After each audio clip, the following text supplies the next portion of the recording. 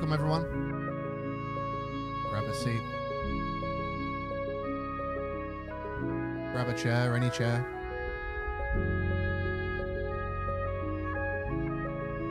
I'll be with you in a minute or so's time.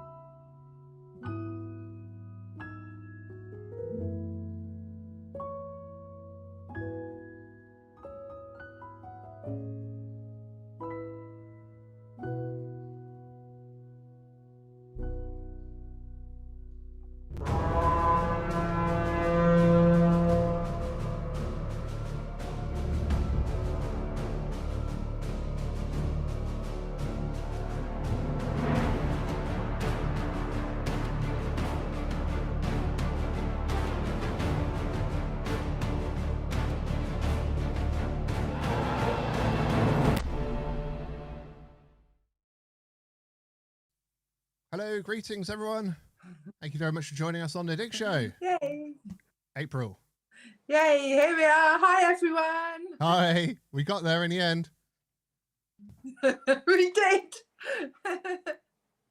Yeah, well, I was going to announce us like it was the not boarding an aircraft. We don't want to board it. We want to fly in it. That's it. Anyway, Joe, how's it been for the past, not the past 10 minutes, how's it been for the past few weeks out in the fields and elsewhere you've been? Tell me about it.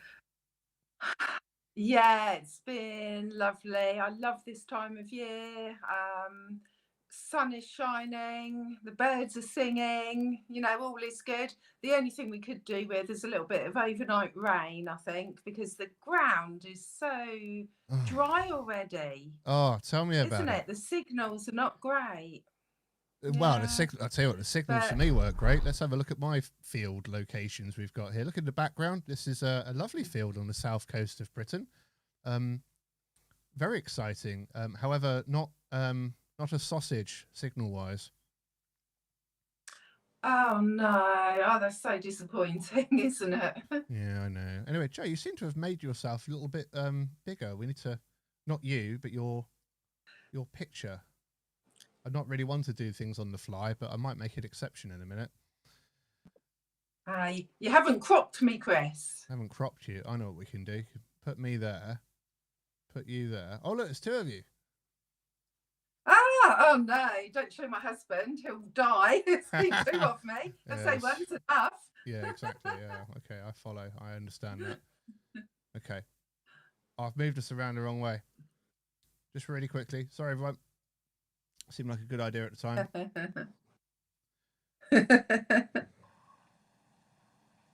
Mighty. Yeah, I've got a wide picture. Well, at least you can see my lovely flowers, hey? Absolutely, yeah. Joe, who have we got in, by the way? We've got Jimmy the Jock Detects. That's Jim from the Deus 2 group. We have Facebook. We've got Donna in. Hey, Donna. Hello, nice Donna. to see you in the chat. Yes. Oh, Jean Ford. Wonder who that is. Hi, Mum. I was going to say one of yours, isn't She's in the chat. Yeah, we got Teresa in, the lovely Teresa. We've got Zara Detexin. Hi, Zara. I love seeing these names because I've got a lot of them like on my Facebook friends list. Yeah. And it's nice to sort of interact with them. We've got Diaz Pedro, Jim Farrell, Yeah, there's quite a few people in there. Paul Tongue, hi Paul. I go detecting with Paul on the group digs. So Oh, very good. yeah, nice to see some familiar names in. Vinny also. Yeah, good. Okay. Well, anyway, we'll do more greetings and hellos in just a minute. We were going to do a coming up bit like we normally do, but unfortunately, Jesse couldn't make it tonight. So what we've done is we've done an extended cut for Alexander from HolzHammer Sagas. So I hope you really enjoy that. Let's make us a bit bigger again, Joe. Yeah, and we've also got our Thames Mudlarking adventure. That's pretty good. I can't wait to see that. That wasn't ready to go until about 10 minutes ago. So there is some audio stuff. It wasn't, so that'll be it'll be good, exciting for me to watch as well. Yeah. But I think first, Joe, let's me and you just have a look at a few of the finds that have come up, and if I could just press the right buttons here. We've got our slideshow. Let's find it. Here we are. Yay. So the Zara Detects with a lovely Henry VIII.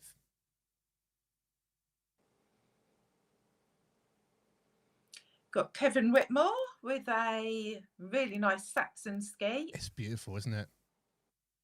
It is, yeah. You got Paul Robertson. I haven't got my notes, so we'll have to tell it. This is Elizabeth. Elizabeth, the first half, great. Lovely photo that. Ian Boyd with a really nice one of the Henrys. That is great. It's a wonderful one, isn't it? I love that. And Maxine Gregory as well with a nice ring there, 625. So what? Yeah, it's lovely.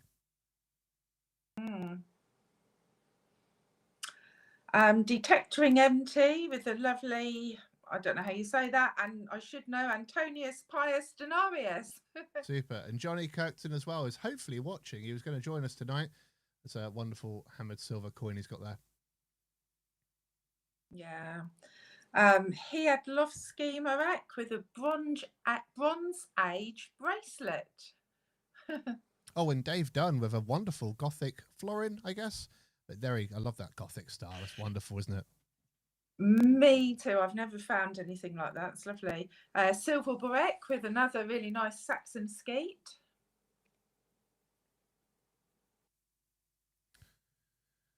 And we've got Dale Smith. He's got quite a beautiful collection there of silver. That didn't all come off the same month, did it? Well, I don't know. It was a cracking field if it did. I've lost my place now. You've got a rose gold ring from Rich Patterson. Is Alan Davies with a right way up Saxon brooch.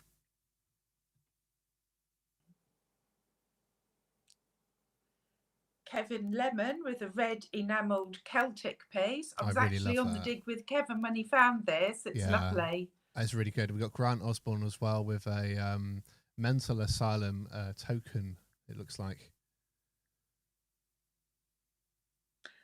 Steve Shorters with a medieval feed ring. I really like that. And in Wheatley, pronunciation hopefully good, it's described as a Roman piece. We've got another one from Steve Shorters, harness pendant, again with that lovely red on it. That's really nice to find. Robbie Hartshorn. Yes. It's a really nice, a pair of coins there. And Ken Elsom has got a 1819 George III, and it looks like it's counter stamped for that one. It's been punched, doesn't it? Interesting to research that. It has, yeah. Oh, I was enjoying that so much. One more big camera. Yeah, lovely. I really enjoyed that. Thank you so much, everyone, for sharing your finds with us. Thank you. And Steve had more than one, didn't he? He did, yes. Yeah. But Joe put out on her social media, did you find anything? And you guys definitely produced on that. So thank you so much for doing that. Really enjoyed it. Also quite a lot from the Dares 2 group as well. But it's a broad, I'll tell you what, this month, Joe, is very broad in terms of not the types of people, but the detector brands that we've got out there. You know, it's all about what we're finding really with this month, not how we're doing it. Yeah, that's cool, isn't it? Yeah, it's all about the detecting. Yeah, and talking of which, Joe, let's put Joe's finds table up. Oh. Show us what you found, Joe. It's better than what I found. Yeah, I found a few nice bits this month. I think my most is it interesting? I guess it is interesting piece is a hammered coin that I found about a week ago. And it just, when I dug it, I thought, oh, you know, a lovely Edward hammered penny. It just looks like Edward. When I tried to identify it, it just looked a bit different. I couldn't find out what it was. Anyway, to cut a long story short, it's not an Eddie penny. It's and I've got to pronounce this correctly, Gaucher de Chatillon, who is a lord of France. It's a 1313 continental imitation sterling penny. And it's apparently really quite rare because of the mint. It was minted in Florence. So that's a little lesson there. If you find something and you think, you know, oh, I've just got an Eddie penny, as we call them, don't we? I know some people don't like that, but we do. They can sometimes be a bit different. So it's quite a rare and valuable little coin, actually. So that was a lovely find. Oh, that is really interesting. Yeah, I like that. Yeah. And oh, by the way, that you want to see some more? I do, yes. But before we say it, that Saxon cruciform brooch, which is what it was in the past. Make it louder again. In the past, I've been saying they're the wrong way up. Oh right. Oh, okay. So the wide bit is at the top, is what you're saying? Yes, and it should be as well. Sorry, I lost my audio for a sec there. Yes, you did. I always thought it was the other way round. With the I know it's ridiculous, but I was told it, and then I've been regurgitating that information for forever. And then yes, I was looking at one earlier. That one, in fact, that cruciform brooch, and I was like, "There's something about that. Let's just have another look at this." And, yeah. Hey, well, now you know. Hey, it's every day's a lesson. Oh, by the way, Miss Morph says, is there an email to send finds pics through to? I don't use Facebook. Yes, we do. It is hello@thedigshow.com. Drop us an email with your finds. Yeah, lovely. Yeah. Anyway, Joe, sorry, I was prattling away. Over to you. Okay. I found a really nice buckle that has the buckle plate on it. Oh, yeah. You know, it's not all about the hammered coins. Sometimes just a little buckle will make my day. You got some of the gold still on this one. Is that it's a box still got plate the pin. one? I've realised my failing, by the way. I was talking too close to the mic and it went. So yeah, that's a box plate. Someone in chat say if it's still rubbish, but it sounds good to me. I really like that one, Joe. I've been lucky enough to find one myself. It's got 2 prongs either side, and the rivets sort of hold that box in. It's a lovely design. Yeah. Yeah, I was really pleased with that. It's unusual to find them so complete, isn't it? Yeah, and they're really early as well. Comparatively, yes, they're like I think they're 13th century or something like that, maybe 14th century, but they're not 1700s and whatnot. Oh, right, okay. Okay, I haven't had a chance to look it up yet. I have got quite a good buckle identification resource on my iPad somewhere, so yeah, I need to look that up. I just guessed it was medieval, but wasn't sure if it was early or late or but no, that was lovely. Joe, can I show one of my finds which wasn't very impressive? Go ahead, they're all impressive. You found it out of the ground. Well, it came out. What is it? It came out of the ground, yeah. So I was out with my good friend Bobby, and we were down in Cornwall, some of the permissions there, and this brooch comes up, right? This is before I inspect the bank around it and find loads of Victorian pottery, which I've kind of given it away, unfortunately. But anyway, so this comes up, right? And Oh wow, I think it's yes. a winner. When it's coming out, I'm like, that's a winner. You know, and Yeah. you know It those looks Roman moments. or Saxon, doesn't it? Exactly. Yeah. Sorry, I've got it. I've put it over that way a bit. Yeah. So it's got a little Yeah. sort of glass, glass or whatever it might be in there. But I shouted to Bobby. I said, "Bobby, get over here now!" and he kind of hobbled over a little bit. It's like, "Come on, quicken up! This is good. This is worth it." Yeah. Yeah. Anyway, it wasn't to be. This And is a is it? Victorian. No, it's an imitation Oh, piece. I mean, what were they playing at? oh, so it was made to look like a Yeah, Roman or Saxon it brooch. was. Well, Yeah. oh, Look, there's your giveaway. Whoops. Your giveaway is this little bit here. It's 2-part, so it's pressed metal. I'm with you. Yes, Yeah. yeah. Oh no. Yeah, I know. Well, you had a few seconds of excitement, didn't you? Tell me about it. And this field in the background, I don't know why I'm pointing at my screen as if you're with me, but hey, maybe everyone, you're all with me in this room. But yeah, this particular field, beautiful field, went out there with my my good friend Andrew. He was even more my friend when he showed me this field. Yes. Yeah. Yeah.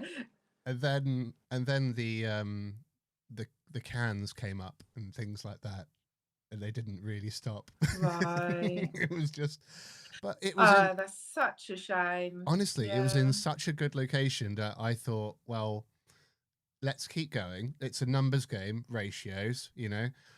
Even if I'm digging up 20 cans law, eventually this field will do what it needs to do.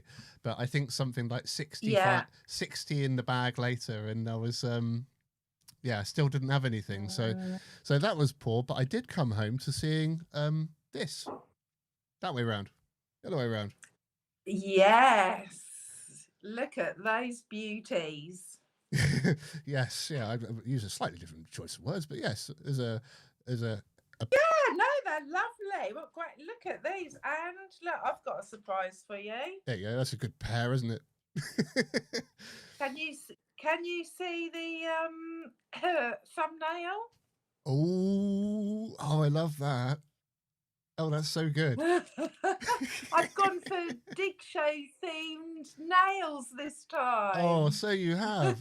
Well, actually, you're not the only one. Look In fact, at you that.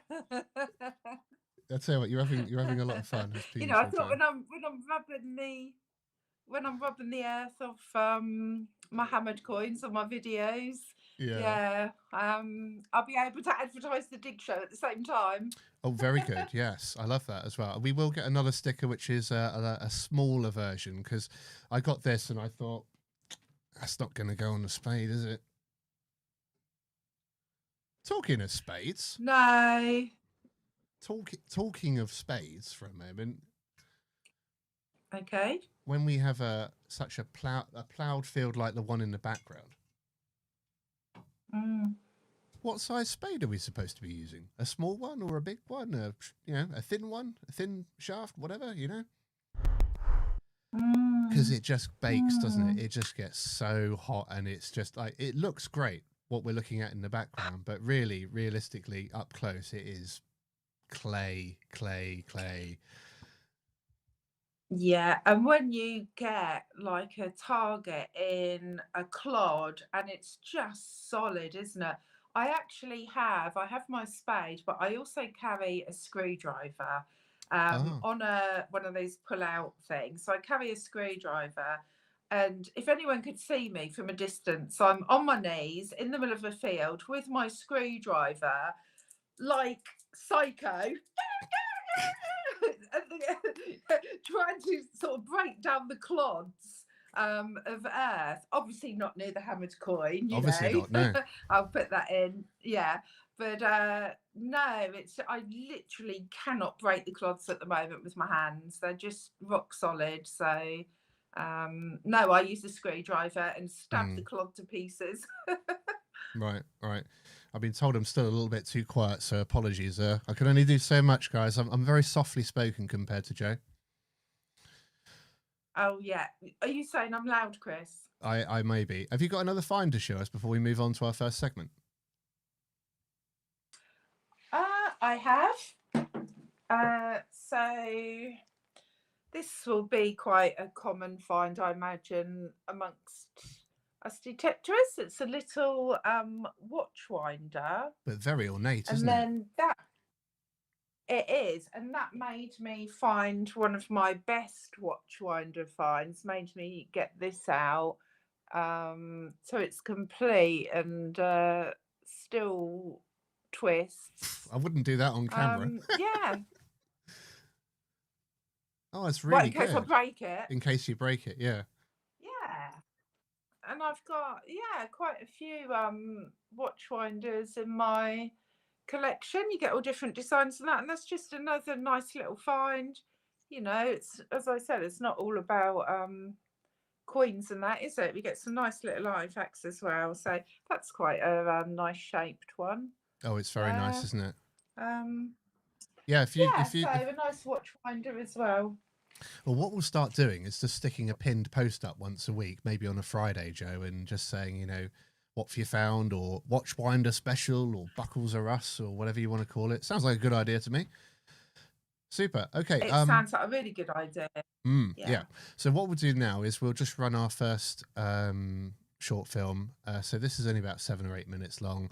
So recently I went mudlarking in London with Joe R. Allan. And it was it's a fascinating insight, I have to say. I didn't find a lot myself, quite frankly, because I was lugging a film camera around.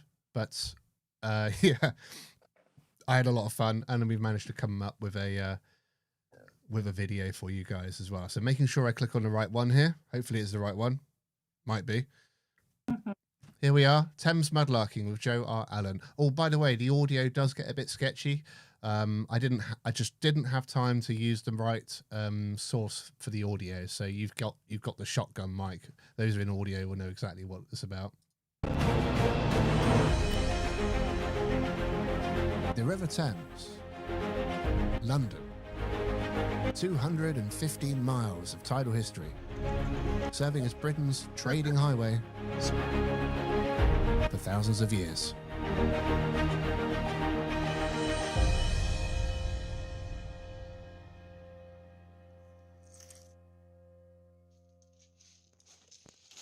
Hi Joe, thank you very much for joining me today. Put it there. Dirty hands. Joe is one of upwards of 200 mudlarkers here on the Thames. He's been doing it for around 10 years. He's developed a bit of a knack for it. Footing here. What have you been up to so far? Well, just going over here, really looking for anything we can find. The only thing I've found so far, interesting bits of pottery. Let's have a look. Doesn't appear too old, but that looks. Oh, I love that. That's great, isn't it? And it's got a little bit of decoration, or even it's a nice little pot handle. Yeah, or something to lift it. It's a pot handle, isn't it? Yes. Yeah. Oh, I love that. Very good. Great.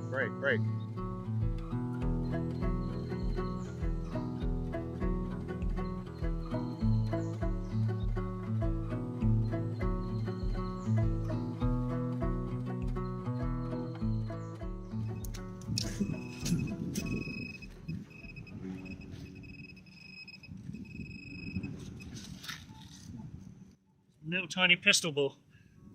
Wow. Joe tells me that these little lead balls with the sprue intact occur all over the Thames. So I ask him about history and what it means to him. We grew up around here, so it's our history as well. And you're quite right. So even on this stretch, you find things from 1500s from all over Europe. So like Dutch Strava shillings, there's Portuguese coins, Spanish cobs. So it just shows even sort of local history. We've been well connected for many hundreds of years. So the world is obviously a smaller place even back then. From the Roman streets of Londinium and Saxon Londonwick to the sprawling reaches of colonial London to today. And like today, most of our history remains unwritten. The true story of daily life isn't found in dusty ledgers. It's through the lens of the Thames foreshore. Recovered piece by piece, metal detectorists and mudlarkers alike, they're giving us the true history. Someone was telling me that you could still find gold coins on the foreshore. Now, we know that they were finding them a lot in the 60s and 70s, 80s, outside Parliament, maybe? Potentially, yeah. Potentially. We found that. Yeah. I know one of the Mudlarks found a half sovereign yesterday.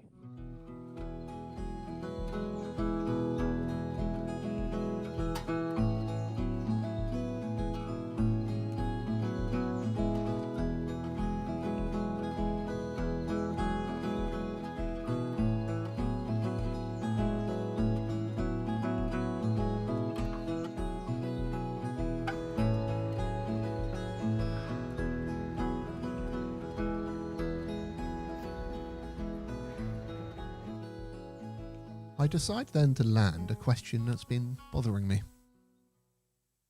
So that was a pretty good find. When you're out detecting and you bring something home, you've got to do some research. Quite often the case is that someone has found something very similar. You've got to find that, of course. AI, though, being as strong as it is that a blessing or a curse when it comes to looking up finds? A bit of both. I mean, I think AI is good for probably some of the most obvious finds, which if you're probably new and you found something like an odd half penny or a token, it's absolutely brilliant.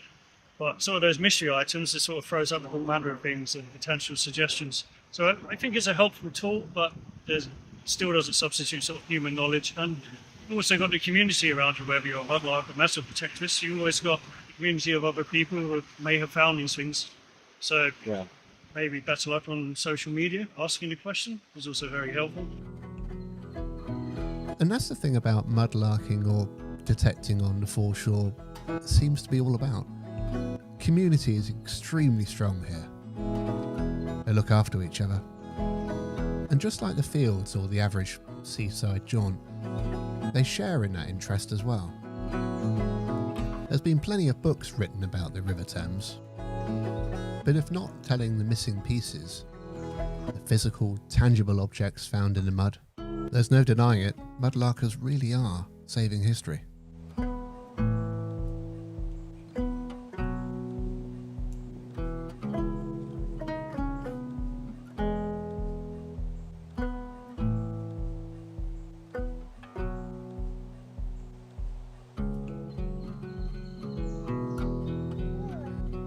On a good day, you might get a handful of amazing things, but I think it's like anywhere else you're sort of detecting or searching, it's sort of luck of the draw. Yeah. In some spots, one day you come and give you the world, and then the next day you can be searching for hours for very little. But I suppose that's the fun of it. It was easy. Well, that pistol ball was amazing. I really love that. So, to me, if it was a pistol ball, we'll go with pistol ball. Yeah. Definitely.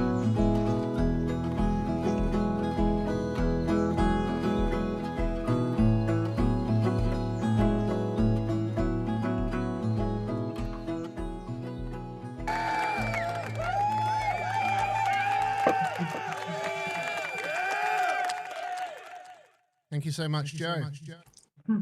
Joe or Alan and Joe. Yay. No, I really enjoyed that, and I hope you guys did too. So thank you so much for bearing with. Yeah, audio not so wonderful, but we managed to get it out the door, and so we'll be we're putting out what we call the evergreen video of that on YouTube and indeed on Facebook as well, and possibly even Instagram and TikTok if we feel like it. So that you can watch it in high res with all the bells and the whistles. But we wanted to get out the door, and thank you once again to Joe and the Mudlarkers, loads of them out there. Yeah, there is. Yeah, I've always fancied it. Apparently it's quite hard to get a license. I don't really know an awful lot about it.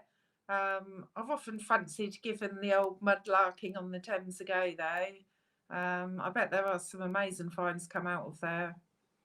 Absolutely. Well, yes, there are. Yeah, I mean, we saw a few of them. Let's just go to a small camera for a sec. Yeah, we saw a few of the finds come up on screen. In fact, in the film, we had that Athelred II, Athelred the Unready, basically Saxon coin. That was lovely. Gold coins, of course, come up. I mean, back in the 70s, like 1970s and before, people were finding in decent number the gold coins on the foreshore, you know, hammered gold, you know, milled gold and all the rest of it.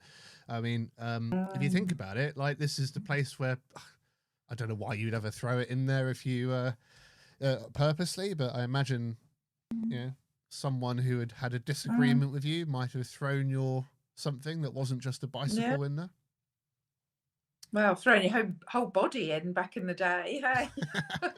Yes, good Coins one. and all. Yes, That's the kind of thing I imagine, like from back in the day, people getting rid of guns or knives or, all sort of dodgy stuff, throw it in the river. Yeah. I imagine there's quite a bit of stuff like that come up. I think so too, yeah. What I wanted to show you guys as well is a giveaway that they put out, rather Joe did, and thank you so much, Joe, for doing so. She asked, what do you most want to find this season? So if you've got anything that you want to add to what you've already added to our competition entry, just bang it in chat. We'd love to hear about it as well. Miss Morph, by the way, says there's a 10,000 person waiting list for the Thames foreshore. I submitted it. When I got the email through, I didn't even know. I was like, scam? Wow. Oh my goodness. I kind of knew, well, I had heard that there was a waiting list to get a permit. I had no idea the numbers were like that though. Wow, that's amazing. Yeah, it's incredible, isn't it? Well, anyway, so we've had quite a lot of entries. It looks like we had 80 odd. What do you reckon, Joe? Yeah, we did. We had a lot of entries, but I'm not surprised. It's a beautiful finds bag. Yes. So one lucky person's going to win it. Yep, absolutely. And while we were watching that, I set it all up, ready to go. Boomity boom. Joe, I'm going to move you over a sec, just for a sec, okay? Yep. Put you there. Okie doke. How do you want to do this? Wow. Just do it. This is exciting. But we got all the names there. Yeah, brilliant. So this is for a coin pod manufactured as such finds bag, and it's one that you've had, Joe, for quite a long time as well. You've put it through its paces. Holds a lot of stuff, doesn't it? It does, and I really have put it through its paces. I've used it for a year or so now, every time I go out, and it's just perfect. And I don't have an affiliation with these guys or anything, I'm not on commission or anything. It sounds but like it. When I find something, yeah, I know it does. But when I find something that is really good, I just genuinely like to share, and I think this is perfect. I think one of the best things for me is the insert in the middle, a big insert. You put all your trash in as you're digging it, and then when you get home, you just pull the insert out, empty it in the bin, and you're ready to go again. It's got so many compartments and everything. Oh, it's just great. It's a very thoughtfully designed bag. There you have it, everyone. Just before we roll, we've got Jim Farrell said hi. Rob Rizzo's in chat. Hi, Rob. Thanks so much for your nice comments there. And he has also said he wants to find his first gold stater this year. So Rob is will be coming over from the United States of America. We've got Jasper in as well. 5 Mile Relic Hunters is there. As we know, Donna Bowling's watching. Diaz is there. Paul Tung and plenty more. I've only just had a quick look on my thing. So, Joe, give us I haven't got a countdown thing. Got a megaphone. Hello? All right, Joe, That's ready? good. I haven't got a megaphone. Well, you need one of these megaphones then. All right, ready? Spinning. Well, good luck, everyone. Bit late now. I've done it. Well done, Jason. Wow, Jason. Brilliant. Woo! Hopefully, Jason will reveal himself in chat in the next few minutes. Oh, yes, I remembered that bit. Come on, Yes. Jason. Yeah. Because if you're not in the chat, we do spin again, and that was clear in the competition, wasn't it? You have to be in the chat to win. True. I mean, see how we go for future ones. Anyway, either way, we've got time for Jason. Joe, I'm gonna have to roll again for something. I'm gonna give a sticker away. We'll do it. We'll do it for the Well, Americas as well, The first, but not on this one, obviously, because this is yes. our UK's only. But we will do an American thing. In fact, coming on to that, next month we should have an American themed show with a really great content creator from over there. I won't reveal it because I haven't got the actual dates and times yet, and that's kicked me in the butt this week. So here we are. Dig Show sticker. Wow. Yes! Luke! Hey, Luke. I'll drop it round. Oh, I love that. I love that. Yeah, actually, yeah. No, it's not. No, it's all right. We can get away with that one. I will do one more, just because that was Luke. Yeah. I don't know why I'm showing it. It hasn't changed. It's the same sticker. It is. But wait a minute, I think I need to show it again. Carl Green. Carl Green. Yay, well done, Carl. Well done. Well done. All right, let's kick that into touch. I enjoyed that. So we're going to stick with Jason with the finds bag, yeah? Well, let's give it some time because we have these conditions for a reason. So let's give it a little bit of time. But as it stands for the moment. Someone message him. Yeah, someone message him. Bring him in chat right now to collect his prize. Yes, that would be a good quick, one. find him and message him. Yeah, someone do it. Not all of you. Oh. Right. Anyway, so our next bit that we're going to come on, because I'm noticing the time here, guys. So we're supposed to have Jessie with us tonight, and unfortunately she can't make it, which is a bit of a pity. Hopefully we can get Jessie back for another day.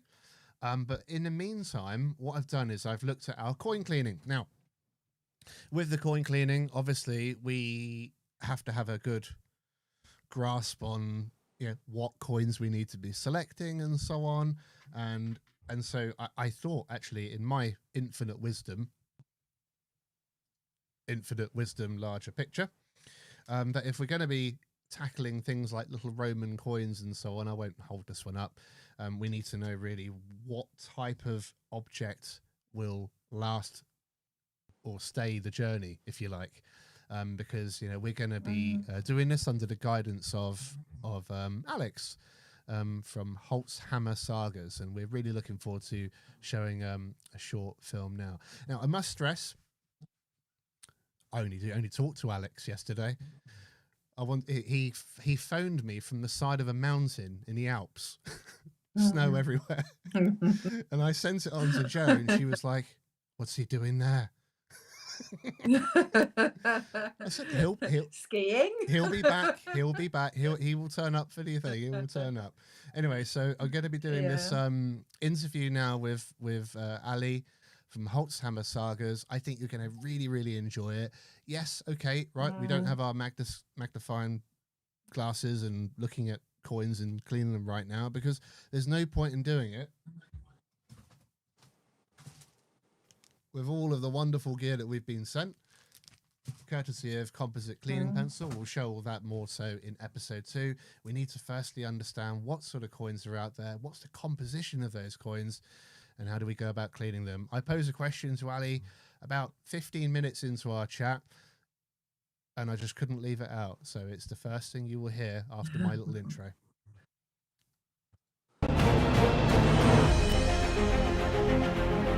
The River Thames, London, 215. Hang on a sec. That's the wrong one. That's the wrong one. Let's put the right one. The River Thames.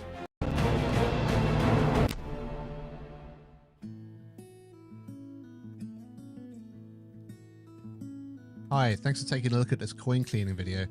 It's going to be one of a few for the next few months. Right, okay, restart. Apologies there. Ali, for the second time.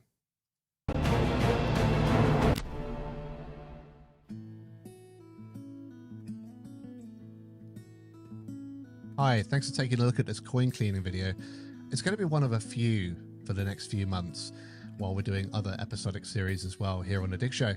We're joined today by Alex of HolzHammer Sagas. He's going to be guiding us through the process over the next few months, and we're going to have Joanna doing the actual cleaning itself under Alex's supervision. It's going to be great. The best place to start for coin cleaning is always going to be understanding what to clean and what not to clean. So Alex then is going to help us understand the composition of coins. The first thing we'll do is address an emotive subject, which is what do we clean and how do we clean it? And we get going straight on hammered silver coins and whether these should be tackled by us. We're going to be looking at bronze coins predominantly, but we're going to start off with a key question there. Let's go take a look. Silver hammered coins is a bit of a no-no, but they also know that everything else is pretty fair game.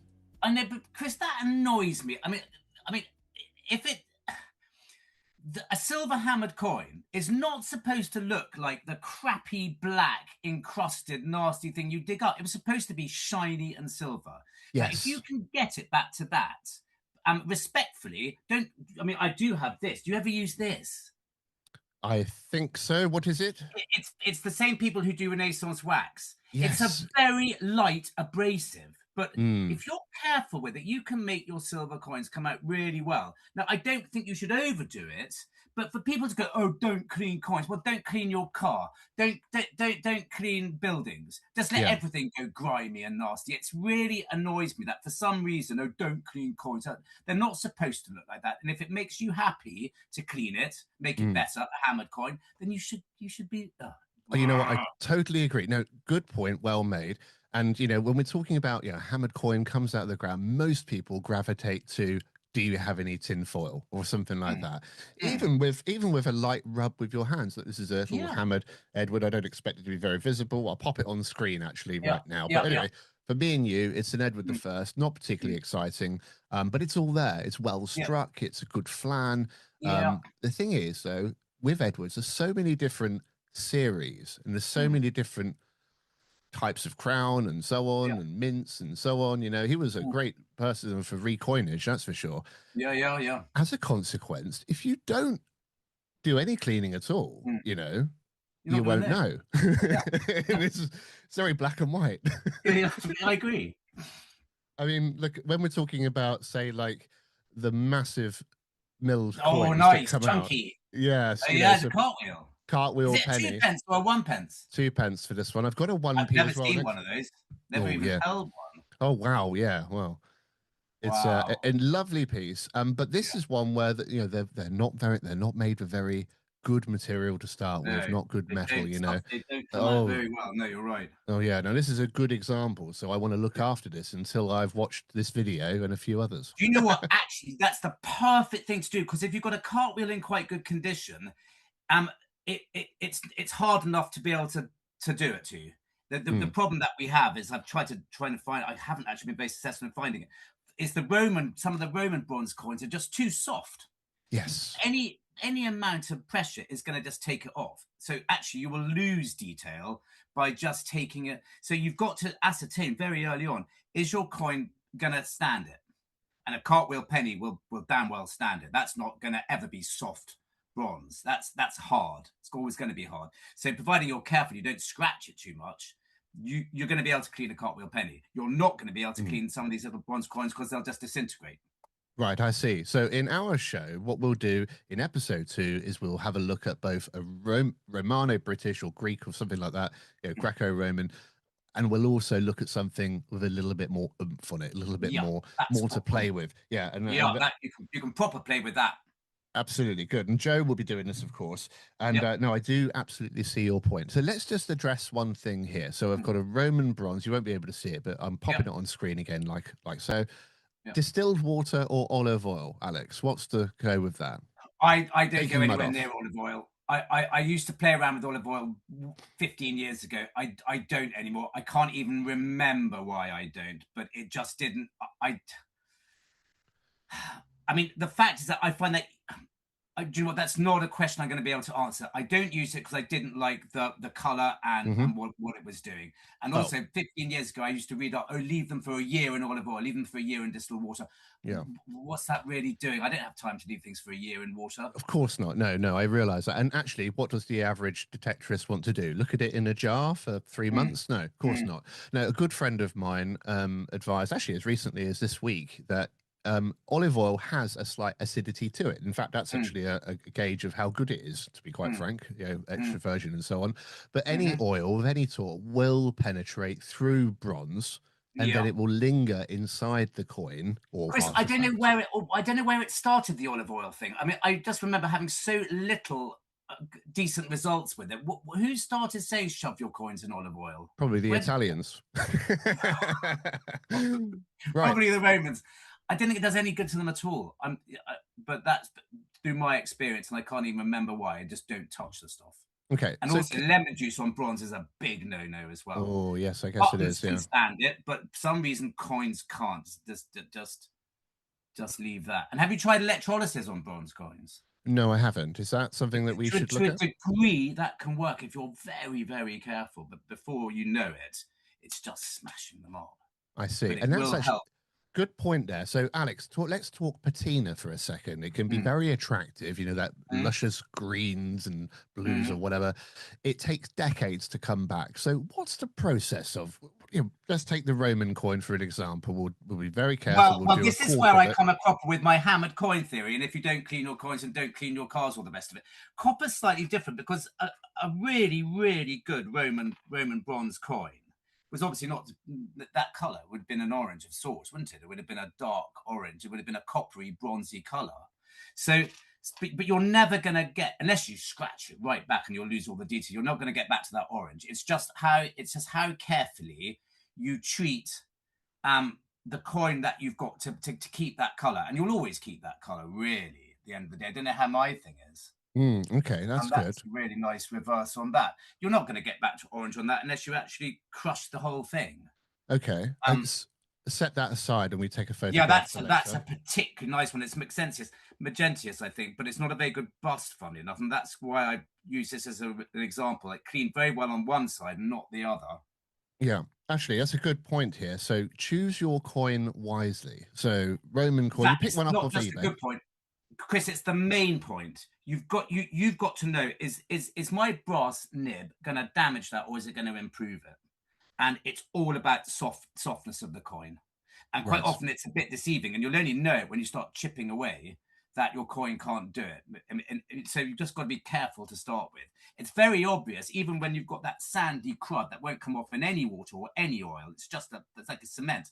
If you've got the coin that can stand it, if you're careful with that, you can go through it and it will be absolutely beautiful. You're just chipping away at the crust. And underneath that crust is a coin that can stand it. You'll soon know if it can't stand it because you'll be going right through it. It'll become you'll be taking any detail off with it. Right. Lovely. I like that. If it's too soft. And we're just going to pause for a sec while we show one of your cleaned coins.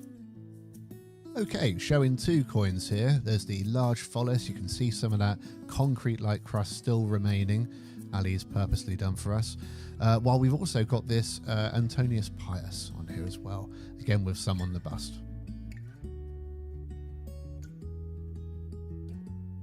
And I do have a couple of coins which look, honestly, I'll bring some out, that they were minted yesterday. I mean, they're so crisp. So it doesn't necessarily, taking the mud off, take away the definition. It all depends on your coin. Okay, so it depends is a good answer. Yeah, I like that. I see that a lot in detecting as well. I think a few people will be chuckling away the amount of times in an interview it depends as an answer, and it does depend, doesn't it? So we need to attempt on coins which are considered personal valueless, really, ideally, just to start us off with. If someone makes a mistake, it's not so bad. Exactly.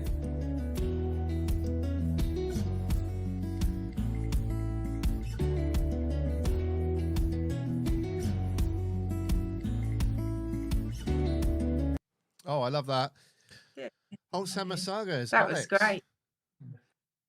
Yeah. That was great. He certainly got passionate there about the coin cleaning, didn't he? I mean, He knows his stuff, doesn't he? Sorry to interject there. He really does. And yeah, I really agree with him as well. When all these people say don't clean it, he's right. If you want a shiny coin, if you want a clean coin, clean it. I kind of agree with him as far as hammered coins go, there we go. Everyone's different, aren't they? Yeah. And if you're not planning on selling it, if it's not a rare coin, it's just a coin for your collection. I think you should have it how you like it. Just my opinion. What's your opinion in chat, everyone? Yeah, I know a lot of people disagree with it, but I agree with Alex here. As long as you're careful and and like I said, it's not a rare coin, and if you have no intention of selling it, and I think a lot of the coin collectors, they don't want the coins cleaned, but I think that's only so they can clean them themselves. Well, yes. I don't know. That's a great point. Well made, Joe. And we interviewed Gregory Edmond from Spink Auction House. What was it, last month? And we talked a little bit about what conservation means, and when we have any type of coin at all that you cannot identify it without some sort of conservation practice, i.e. cleaning the coin, then obviously the answer is clean the coin. There are some, I'm sure there are some coins out there that is better perhaps left, because it needs to be done either, when I say professionally, I mean, someone with a receipt, or it could be that maybe we don't yet have the means to clean it as we would, for the same reason that in archaeology, they'd rather you don't do certain things because, one day we might be able to do things differently. That kind of concept. But the main thing, as Chris Montague says, 10 to 14 classes of the Edward I coin, each one with however many coins in it. Quite frankly, you're going to have to clean it a little bit if you're going to find out which kind of Edward I coin and so on it is. Yeah, that's true. Absolutely. Yeah. But I'm really looking forward to this series with Alex, and I can't wait. And I'm going to be doing some coin cleaning with him, aren't I? You are going to be doing some coin cleaning of this one, which is the 2 pence. This is actually a really good example. Don't look at it on eBay; they're quite expensive. Not that I'm into that value thing, but oops, sorry. You get the idea, everyone. Big old heavy coins. And I've never. They really are. I've never found a 2 pence, but I have found some 1p cartwheel pennies. So none of these are cleaned. I've kept them as they come out of the ground. I've washed the mud off, that's all, but I haven't done anything else. But you can see why they only lasted a year, didn't they? The cartwheel pennies. Yes. They're so heavy. So this would have been 10 pence. And I actually weighed them, and the weight was 260 grams. So that's over 1/4 of a kilo carrying around for 10 pence. Paul here did an interesting little factoid. It's the equivalent of, in weight wise, of carrying around in your pocket about 30 £1 coins. So that's just for 10 pence. So they're too heavy. and this king was in charge. Yeah, but they give a great signal, don't they? Oh, look at that one. That's a nice one. Well, this is all about patina, isn't it? So we've got some other people as well. Jim Farrell says, I use bicarbonate of soda with a Dremel. With a drop of water, and he gives silver coins a gentle rub with something or other. It works well for him. Pencil. I've seen this one before. A pencil eraser on silver hammered. Teresa K, by the way, our co-host. Hi, Teresa. Thank you for joining. Yeah. She said that 2p would have really took your ears out, blows your eardrums out. She says exactly. Yeah, they, as I said, I haven't found a two, but even the pennies, they give a cracking signal, don't they? Yeah, yeah. Good. Time is 8:03. I rehearsed this in my head as giving you a time update every now and then to try and help us jimmy us along, so to speak. But I think we're done. Unless, Joe, you've got anything else to show us from your little finds corner for the month. Well, I don't want to keep you all. If I mean, I haven't got anything that exciting really. I've got a few more hammered coins. I've had a few cut halves, a lot of cut pieces, which of course, if you don't know, they used to cut the pennies to make change into halves or quarters in medieval times. Nice voided short cross there. That was the short cross. Mm. Yeah, short cross and voided long cross pennies. They used to cut, didn't they, to make the change? They certainly did. Which is a crazy concept, isn't it? It's like going into a shop with a £5 note and they tear it in half. Yes. I know it's not. I know that's paper. It's the metal, isn't it? It's the value of the silver. Well, yeah, true enough. Yeah. Okay. Right. Okay. In which case, then, I think I'm quite happy with that. I think we've done all the bits and pieces we need to do. Guys, don't forget, if you're watching us right now, do click follow or subscribe or a little bit of both, depending on which platform you're using. And we certainly had quite a few through the door today. Next month, back to normal territory. We'll have the raffle, spin the wheel, and all the rest of it, where you click join or type join. And we'll be back onto firmer ground with that as well. So really looking forward to that. Call to the soil, happy hunting, all the rest of it. Time for a bye, Joe. Yeah, good luck everyone. Be lucky. Hope you get lots of lovely finds. Enjoy the weather this weekend, guys, if you're in the UK. I know we've got a really good forecast, lovely sunny weather, so get out there. Get out there. Save That's what it's all about. Yeah, get out there. Yeah. Be like me, detect the big field, but just find something. Yeah. All right. Hooroo from me. Thank you very much. I'm going to stop streaming and hopefully it will actually stop streaming. Thank you very much, guys, and have a wonderful weekend ahead. And we'll find out all about what you've been up to next week, where we start posting our videos up from this show. Thank you, guys.